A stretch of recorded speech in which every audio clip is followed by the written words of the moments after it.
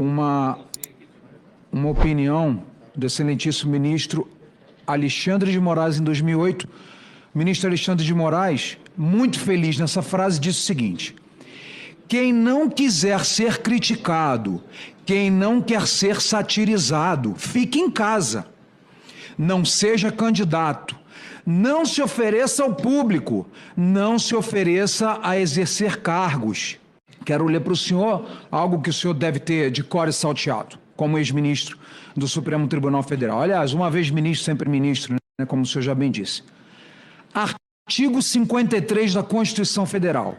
Os deputados e senadores são invioláveis, civil e penalmente, por quaisquer, ministro, de suas opiniões, palavras e votos.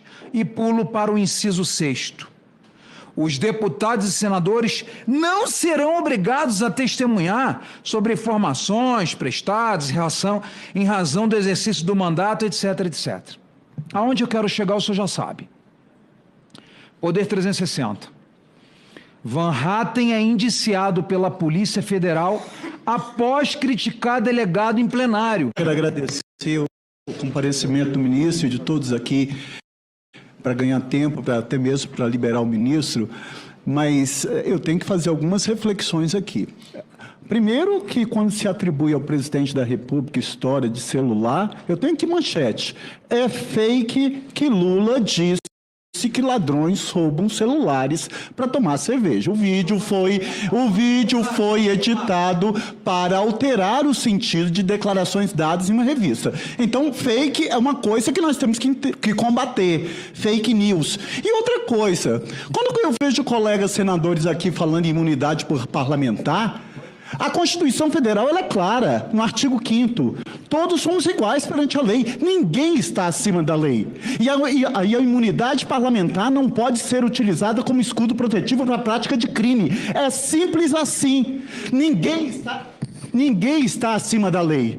Quando eu vejo ilações sobre o comportamento da Polícia Federal na condução de qualquer inquérito, isso está colocando em dúvida a credibilidade de uma instituição muito séria, que é uma instituição que não é de governo, é uma instituição de Estado. E que o ministro da Justiça, como ministro, ele não tem aí o poder de direcionar, porque isso seria crime.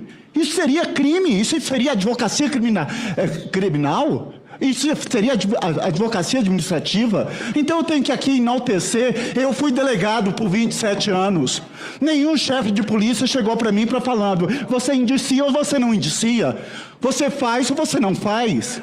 Ora, nós temos ali o poder discricionário da autoridade policial, que ela vai coletar provas de natureza objetiva, como laudos, provas subjetivas, e ao final vai concluir aquele inquérito e vai remeter ao titular da ação penal, que é o Ministério Público. Nós não podemos inverter essa ordem e falar que não, porque o governo do presidente Lula está dirigindo uma condução. Nada disso. Não foi no governo do presidente Lula que nós tivemos um juiz que renunciou ao cargo para assumir um cargo no governo, a quem ele ajudou a eleger. Não foi no governo do Lula que nós tivemos esse mesmo ex-ministro que sai do governo apontando que o ex-presidente Bolsonaro influenciava na Polícia Federal. O presidente Lula fortalece as instituições. E eu quero aqui enaltecer o trabalho do Ministério da Justiça e de toda a equipe técnica que aqui está. Agora, é isso que nós temos que ter uma reflexão aqui muito mais séria. Vamos tratar com serenidade, com sobriedade. Eu volto a falar, imunidade parlamentar não é escudo protetivo para a prática de crime. Ninguém está acima de lei. Se eu praticar um crime aqui, eu tenho que ser responsabilizado, porque o próprio Supremo Tribunal Federal já se debruçou sobre esse tema, alegando e afirmando que essa imunidade ela não é absoluta, ela é relativa. Praticou crime, seja responsabilizado penal, civil ou administrativamente. Agora, ministro, só para fazer esses esclarecimentos, eu quero aqui fazer uma reflexão. Como o senhor bem sabe, eu fui delegado por 27 anos e professor de Direito Penal e Processo Penal com muito orgulho. Agora, eu acho que a gente tem que debater segurança pública e aí eu faço também nessa casa, de uma forma muito mais rígida. Ou seja, a população ela tem que ter a convicção de que aquele direito constitucional previsto no artigo 144, que a segurança pública é direito de todos, mas é dever do Estado, chegue efetivamente na população. Então, nós temos que dar tratamento igual a comportamento igual. Comportamento diferente a comportamento diferente. Por isso que eu não acho razoável, aqui é a opinião minha, o senador do Estado do Espírito Santo, eu não acho razoável, por exemplo, nós termos uma forma de legislar de forma contundente para uma camada social e uma outra forma para outra camada social. Vira e mexe eu falo isso aqui. Olha, eu queria ver por que os parlamentares aqui desse Senado não se debruçam em cima de crimes que efetivamente matam a população. E aí eu vou falar quais sejam. O senhor sabe que se nós traçarmos um perfil socioeconômico da população carcerária, a grande maioria são de pretos, pardos e semi-analfabetos. Quando os crimes que maior prejuízo quem pratica são crimes praticados por políticos. Quando os crimes que maior prejuízo quem pratica são crimes praticados, crimes contra a ordem tributária, crimes contra o sistema financeiro, crimes de corrupção ativa, crimes de corrupção passiva, crimes de colarinho branco. E qual é o percentual da população carcerária desse perfil de criminoso? Nós não temos. Mas sabe por que nós não temos? Porque esse Congresso aqui e esse Senado, ele é seletivo.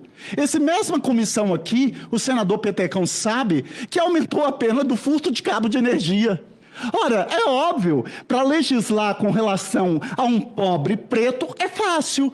Agora, por que nós não aprovamos aqui que passa a ser crime hediondo, crimes contra a ordem tributária, crimes contra o sistema financeiro, crimes de sonegação fiscal, crimes de colarinho branco, crimes de corrupção ativa, crimes de corrupção passiva? Porque quando um político desvia verba da saúde, ele mata milhões de pessoas. Quando um político desvia verba da educação, ele mata milhões, um sonho de milhões de jovens. Agora, é fácil legislar numa casa composta majoritariamente aqui de homens brancos, ricos e engravatados, contra uma camada economicamente menos favorecida. Mas nós também temos que legislar, me perdoe o desabafo, mas eu tenho que dizer isso e sempre vou repetir isso. Agora, eu faço uma provocação com toda humildade e carinho que faço ao senhor. Teve um rapaz de 16 anos no meu estado do Espírito Santo, ministro, que entrou numa escola, metralhou, matou 4 pessoas, deixou 11 feridos. O nosso Estatuto da Criança e do Adolescente prevê internação por no máximo 3 anos. Eu fiz um trabalho, eu busquei todos os países do G20, qual é o apenamento para um... Primeiro que o adolescente de conflito com a lei, o tratamento é totalmente diferente. Mas nós temos que dar uma resposta. É razoável a gente entender. Eu tenho um projeto meu aqui, aumentando o período de internação, não reduzindo a maioridade penal, porque isso é uma cláusula pétrea, não pode ser modificado, mas aumentando o período de internação para adolescente em conflito com a lei que pratica ato infracional praticado com violência ou grave ameaça ou equiparado a hediondo. Olha, nós temos que dar uma resposta. Nós temos que falar melhor também sobre direitos humanos. Direitos humanos não é só para atender a população que está cerceada de sua liberdade, a população carcerária. Direitos humanos também é para atender as vítimas dos policiais que são alvejados em confronto no Rio de Janeiro, em São Paulo e no meu estado do Espírito Santo.